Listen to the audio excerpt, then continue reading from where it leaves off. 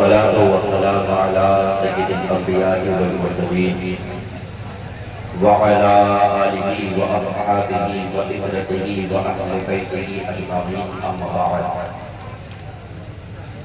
فأعوذ بالله من الشيطان الرجيم بسم الله الرحمن الرحيم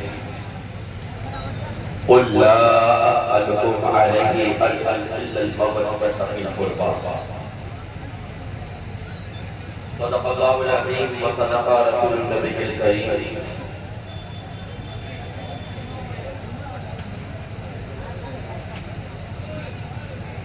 پوری عقیدت و محبت کے ساتھ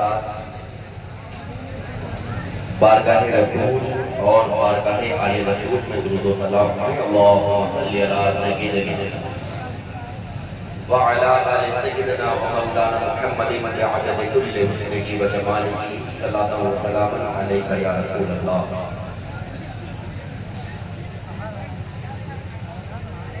مختصر سے وقت کے لیے حاضر ہوئے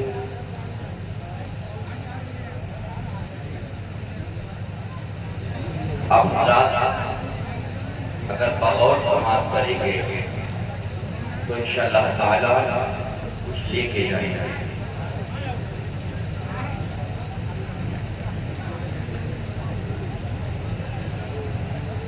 مجھ پہ بھی چشمے کرم ہے میرے آقا کا نام، مجھ پہ بھی چشمے کرم ہے میرے آقا کا نام، حق تو میرا ہی ہے رحمت کا تقاضا کرنا. اور یا رسول اللہ میں ہوں قطرہ تجھے وسعت صحرا دے دے، میں ہوں قطرہ تجھے وسعت صحرا دے دے کہ تیرے ہاتھ میں ہے قطرے کو دریا کرنا. اور حضور فاتح مناظرے ریبیل کے اونسی کے محفل اور یہ رونق ہے، اس کو دیکھ کر کے تو یوں کہہ لیا جائے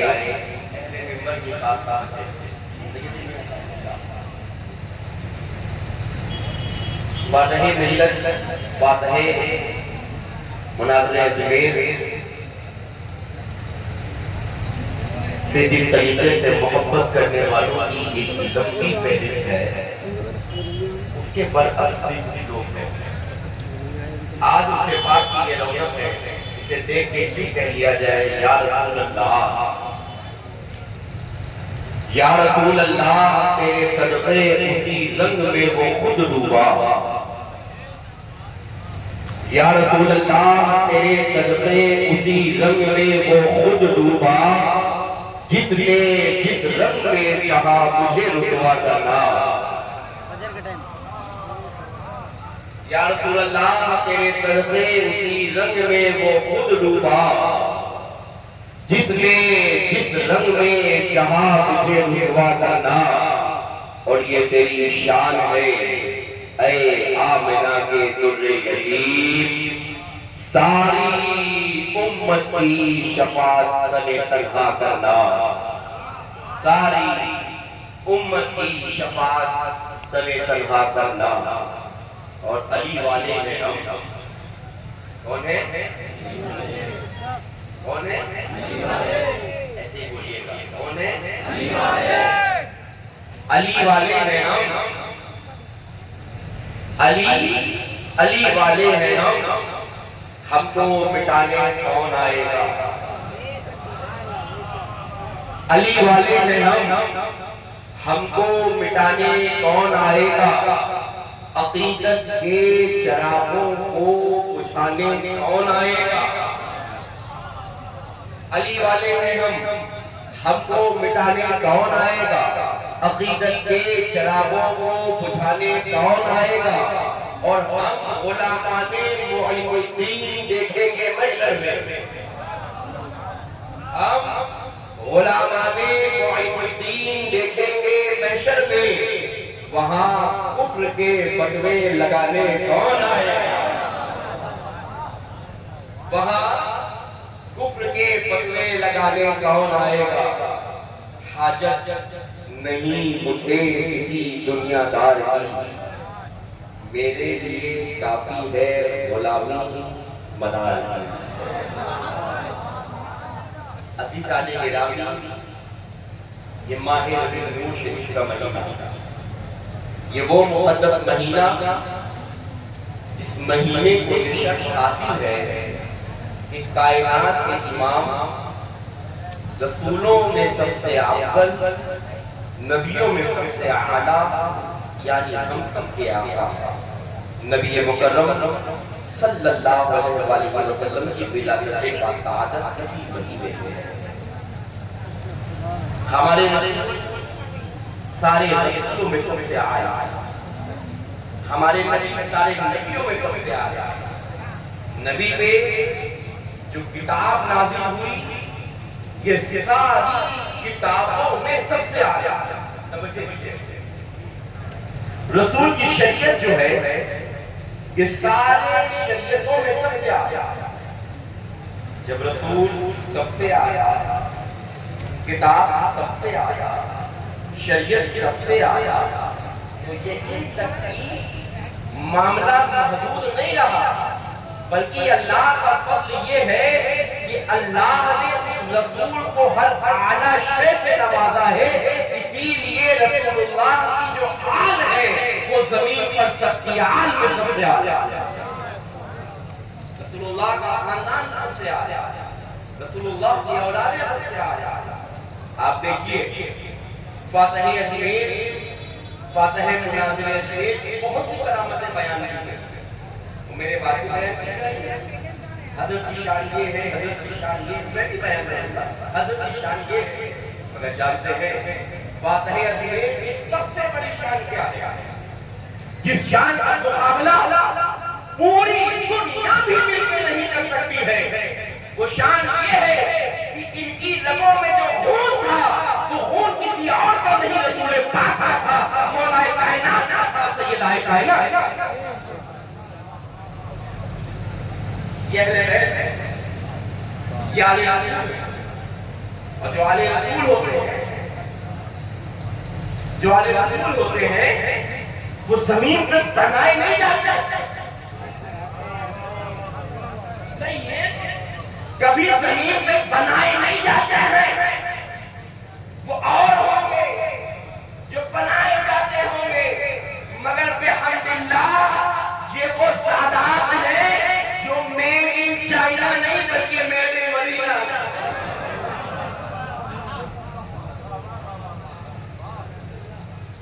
یہ کون ہے؟ میڈ ان مدینہ، مدینے والے آپ کی اولاد ہیں، اور دنیا میں سادات کرام دو ہی جگہ سے ہوتے ہیں، سادات کرام روئے زمین پر جتنے بھی پائے جائیں گے وہ دو راستوں سے ہوں گے، یا تو سیدنا امام حسن کی اولاد ہوں گے یا سیدنا امام حسین کی اولاد۔ اس کے علاوہ سادات کی کوئی تیسری جہت میں موجود نہیں ہے، دو ہی راستہ میں سادات ہیں، یا تو امام حسن کی اولاد یا تو امام حسین کی اولاد۔ اس سے ہٹ کر سادات کوئی تیسری قسم نہیں، یا تو امام حسن کی اولاد یا تو امام حسین کی اولاد، یہ دو قسم کے سادات ہیں۔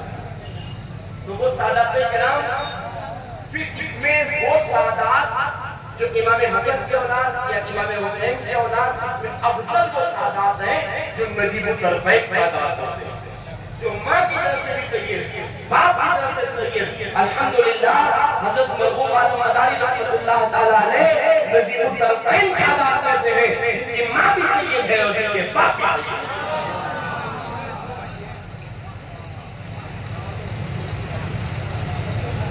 سادات سے مقابلہ ایک دور کی ناصریت کا اہم مشترک بن چکا۔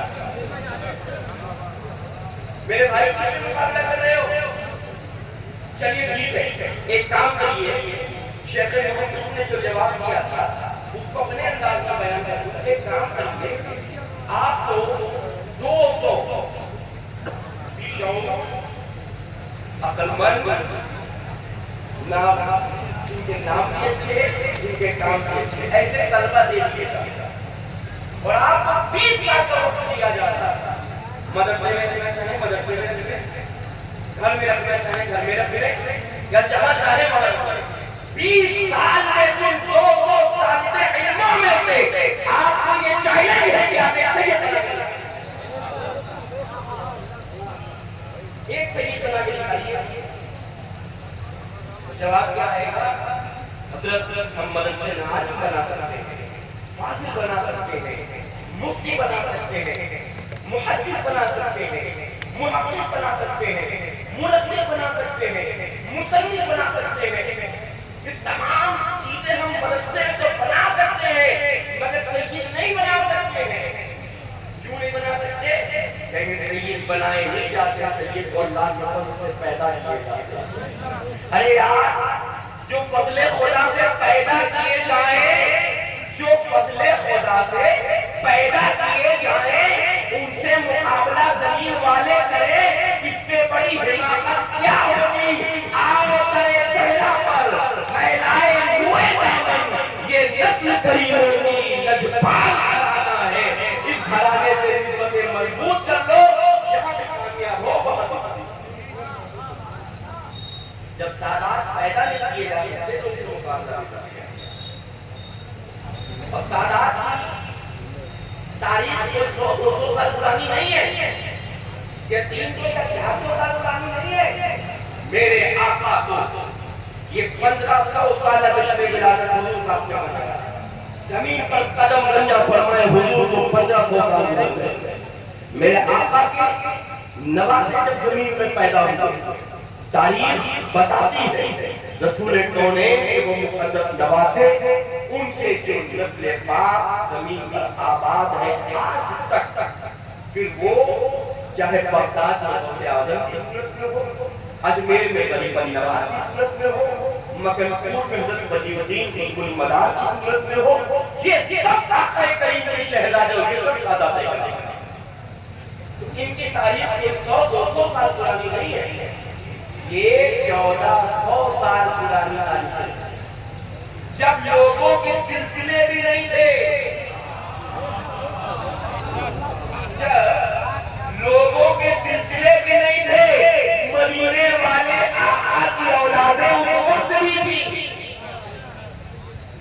تو اب آقا کریم کے شہزادوں سے مقابلہ یہ اچھی بات ہے. یہ اچھی بات آپ کو سب درخواست نہیں کروں گا, سرکار کی اجازت کا مہینہ ہے, نرم نرم بات کروں گا. رحمت اللہ علیہ ورنہ آپ اللہ کی شاید میں اپنے زبان کو بڑی مشکل ہوئی. پہلے بات عزیزانے کے نام, عزیزانے کے نام, آپ جس عظیم ذات سے جڑے ہوئے, وہ عظیم ذات جن کی اس میں آپ آئے حضرت سیدنا سید مرحوم علیہ اللہ تعالی. آپ میں سے بہت سے لوگوں نے, بلکہ اکثر لوگوں نے حضرت سے ملاقات کی. صاحب ایک بات بتائے, اس کا دعوے دار میں بھی ہے,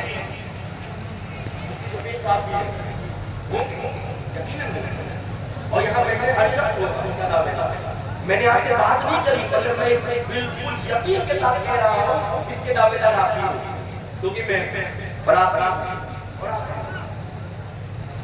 آپ بتائیے, جب آپ میں سے کہیں حضرت سے ملنے جاتا تھا, جو ان کی نوازشیں, جو ان کی محبتیں ہوتی تھیں, گویا یوں محسوس ہوتا تھا کہ بھری دنیا میں حضرت سب سے زیادہ مجھے سے محبت کرتے ہیں. کیا اور رسول کائنات فرماتے ہیں, حضور علیہ السلام کی حدیث پاک میں سرکار نے فرمایا, جس کا ایمان جتنا مضبوط ہوگا اس کا اخلاق اتنا ہی اچھا ہوگا. گویا ان کے ایمان کی ذمہ داری رسول کونین لے رہے ہیں اور ہمیں بتا رہے ہیں کہ اخلاق جتنا وسیع ہوگا اس کا ایمان اتنا ہی مضبوط ہوگا. اور حضرت مدار پاک سے ان کی جو نسبتیں وہ بھی کسی کے پوشیدہ تھا. اور مدار پاک اس ملک سے کیا، اس ملک میں مدار پاک کا کیا احسان ہے کسی پہ پوشیدہ تھا؟ نہیں ہے، نہیں پوشیدہ ہے کہ نہیں پوشیدہ ہے. آج ہندوستان کے کسی کونے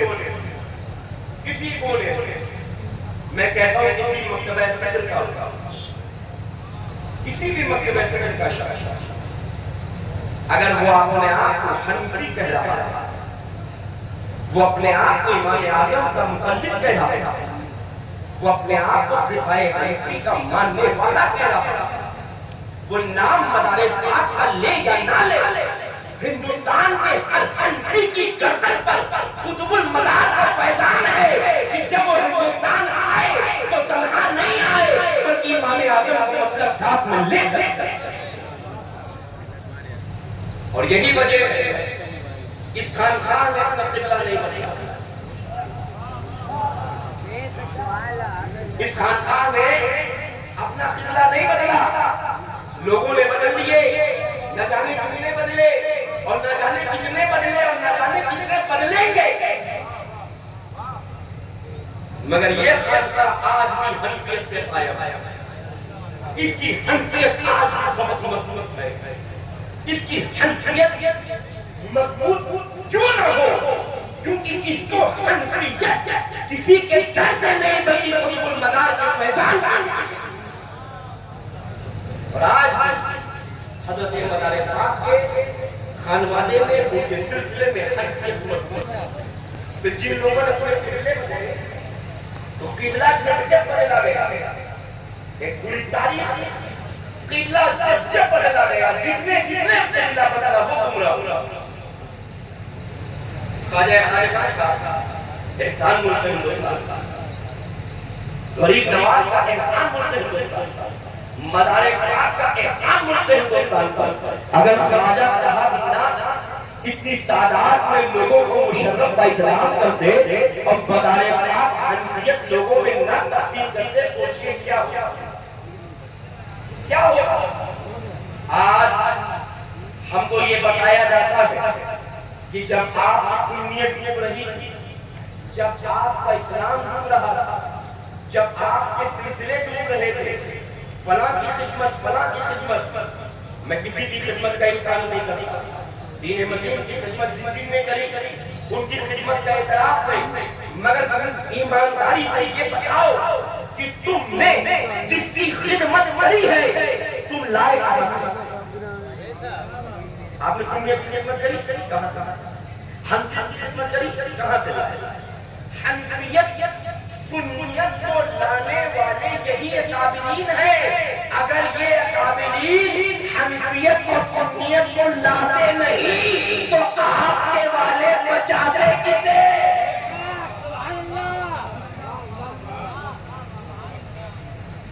کسے بچاتے؟ اگر یہ بزرگ لاتے نہیں تو بچاتے. ان کی خدمتوں کا احترام کیجیے، ان سے محبتیں کیجیے، اور یہ ہمارا اسلام ہمیں الجزاء الجزا نہیں کرے. اسلام کی تعلیم ایک آخری بات ہے. لوگوں کو بہت توجہ کے ساتھ یہ بات سننے گا. یہ تو تقریر تھی وہ ہوتی رہی ہے، مگر سچی اور ایک تحقیق بات یہ ہے کہ آج عقیدت سے ہم اپنے مشائخ کا نام لیتے ہیں، اپنے پیر علیہ السلام کا نام لیتے ہیں، اپنے بزرگوں کا نام لیتے ہیں. حقیقت تو یہ ہے کہ وہ نام ہماری زبان ہی تک محدود رہتی ہے. ہماری عملی زندگی ہمارے مشائخ کی زندگی کے کسی بھی نہج میں ہم ان کی خدمات، ان کی علمی معیار، ان کا تقویٰ، ان کا ادب، ان کا عمل، ان کی عبادت، ان کی ریاضت، اس سارے فیلڈ میں اگر ہم خود کو کھڑا کریں اور دیکھیں تو ہم بالکل خود نظر آتے ہیں. آج آپ اس میں آئے ہیں، آپ میں سے جتنے یہاں بیٹھے ہیں بتائے کیا یہ بے نمازی بتائیں کیا یہ بے نمازی یا ان کے آبا و اجداد بے نمازی؟ ارے یہ تو ولی ابن ولی بے نمازی نہیں تھے. جب آپ کے شیخ بے نمازی نہیں تھے تو آپ کو کیسا ہونا چاہیے؟ آپ کو کیسا ہونا چاہیے؟ خالی دمدار تیرا پاک، خواجہ صاحب کا ہندوستان زندہ باد، دوست کا دامن نہیں چھوڑیں گے، غریب نواز کا دامن نہیں چھوڑیں گے. یقیناً ان بزرگوں کی نسبتیں ہمارے کام آئیں گی، مگر قیامت میں ہمارے وہی اکابرین ہمارے سامنے جب ان کے سامنے ہمیں کھڑا کیا جائے گا وہ ہم سے ضرور پوچھیں گے تم نے نعرے لگائے تھے مگر یہ بتاؤ تم نے میری زندگی میں جس مطابق میں نے اپنی زندگی گزاری تھی اور جس عمل کے مطابق میں نے اپنی زندگی گزاری تھی کیا تم نے اس پہ عمل کیا؟ یہ تو نماز کے بڑے شدت کے ساتھ پابند ہیں. ہمارے یہاں اس کا کوئی تصور نہیں ہے. ہفتے میں ایک دن پڑھ لکھو نہیں حنفیت، سنیت، مداریت اور دنیا کے اختلافی جس بھی سلسلے کی آپ تعلیم لیں گے آپ بزرگوں کی یہی تعلیم ملے گی کہ اللہ کے رسول کے حقوق سے پابند. جو احکام شریعت نے ہم پہ عائد کیے ہیں اس کا پابند ہونا چاہیے. آپ رات سے پڑھ رہے ہیں میں آئے یہاں سے ذہن لے کر کے ارادہ کر کے اٹھے انشاءاللہ تعالیٰ حضور فاتحہ جبیر کو گواہ بنا کر اٹھے کہ حضور ہم آپ کے ماننے والے ہیں. آپ تقویٰ، آپ کا بے مثال، آپ کے عمل بے مثال. انشاءاللہ تعالیٰ آپ سے عرس میں آپ سے وعدہ کرتے ہیں کہ انشاءاللہ زندگی میں کبھی نمازیں نہیں پڑھیں. زندگی میں نماز قضا کریں اور آپ نے جو دامن صدیق المدار ہمیں دیا ہے اسے انشاءاللہ مت سے پکڑیں. اور دوسری اور آخری بات، ملک کے حالات آپ سب کے سامنے ہے نا سامنے. جن حالات میں ہمارا ملک گزر رہا ہے کسی سے پوشیدہ نہیں. ان حالات میں اگر آپ چاہتے ہیں کہ آپ کامیاب، اگر آپ چاہتے ہیں کہ آپ کی عبادت گاہیں، آپ کی خانقاہیں، آپ کی درگاہیں، آپ کی مسجدیں محفوظ رہیں. آج جس دور میں آپ جا رہے ہیں آپ کا مخالف تلوار لے کے آپ کے سامنے نہیں آتا. آپ کا مخالف گولی اور بندوق لے کے سامنے نہیں آتا. آپ کا مخالف عدالت کے ذریعے سے آپ کا رفع کرتا ہے. دور میں اگر آپ کامیاب ہونا چاہتے ہیں تو خدا را اپنے بچوں کو پڑھائیے، اپنے بچوں کو اچھی تعلیم دیجیے، اپنے بچوں کو میں ایجوکیشن کا ایک ماحول قائم کیجیے. اور جیسے جیسے امت میں ایجوکیشن کا لیول ہائی ہوتا رہے گا انشاءاللہ تعالیٰ دنیا میں ترقی کرتے رہے گا. اللہ تعالیٰ کی بارگاہ میں دعا ہے کہنے سننے سے زیادہ عمل کی توفیق عطا فرمائے. وآخر دعوانا استغفر اللہ ربی من کل ذنب واتوب الیہ. السلام علیکم ورحمۃ اللہ وبرکاتہ.